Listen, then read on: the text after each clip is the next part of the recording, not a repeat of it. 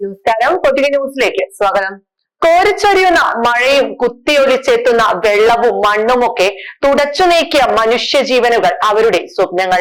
കേരള ജനതയോളം കെടുതികൾ അനുഭവിച്ച മനുഷ്യ സമൂഹം ഉണ്ടോ എന്നുകൂടി സംശയം. അത്രത്തോളം പ്രകൃതി ദുരന്തങ്ങൾക്ക് തലമുറകൾ സാക്ഷിയായിട്ടുണ്ട്. നൂറ്റാണ്ടുകൾ നീണ്ട ദുരിത കാഴ്ചകളുടെ അധ്യായങ്ങൾ ഇന്നും അവസാനിക്കാതെ തുടരുകയാണ്. ഒടുവിൽ ചൂരൽമലയിലേക്കും മുണ്ടക്കൈയിലേക്കും നോക്കി കണ്ണീരൊഴുക്കുകയാണ് മലയാളികൾ. ഒന്നിരുട്ടി നേരം പുലരും മുൻപ് ഒരു നാട് ഒഴുകിപ്പോയിരിക്കുന്നു. ഒപ്പമുറങ്ങിയവരെ പ്രകൃതി തട്ടിയെടുത്തു. കൂടെ ചിരിച്ചു നടന്നവർ എവിടെയെന്നറിയില്ല. ഉള്ളുനീറി ആയിരങ്ങളാണ് പ്രിയപ്പെട്ടവരെ കാത്ത് ദുരിതാശ്വാസ ക്യാമ്പുകളിൽ കഴിയുന്നത്. ഓരോ നിമിഷവും മരണസംഖ്യയുടെ എണ്ണം കൂടുകയാണ്. ഈ നിമിഷം വരെ അനൌദ്യോഗിക കണക്കുകൾ പ്രകാരം 300 കടന്നിരിക്കുന്നു പ്രകൃതി തട്ടിയെടുത്ത ജീവന്റെ കണക്കുകൾ. അവരെ ഒന്ന് ആശ്വസിപ്പിക്കാൻ വാക്കുകളില്ലാതെ പതറുകയാണ് പലരും.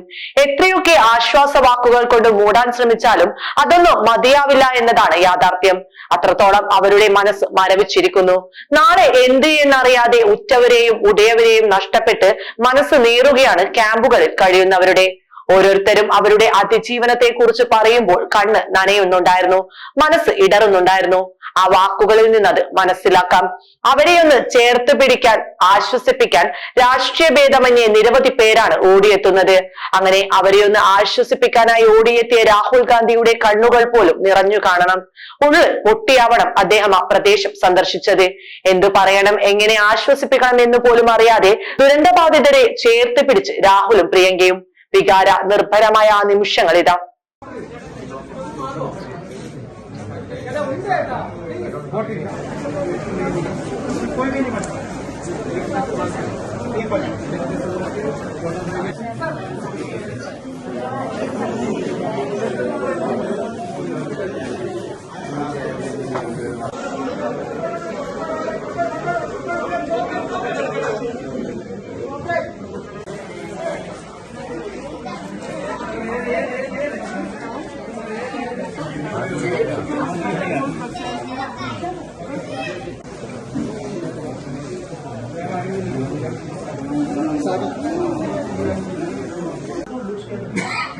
കണ്ടിട്ട് പേടിയും പരിചയമുള്ള തോന്നലാണ്.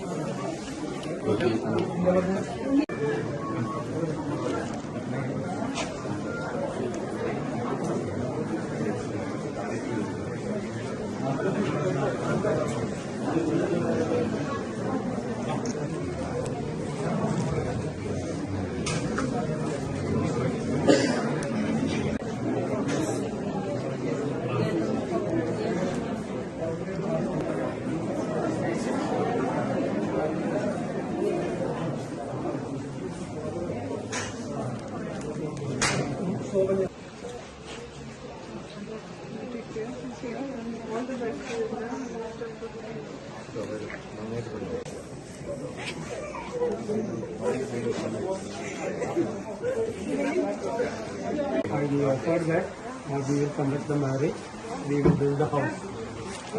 രണ്ടും ചെയ്തു.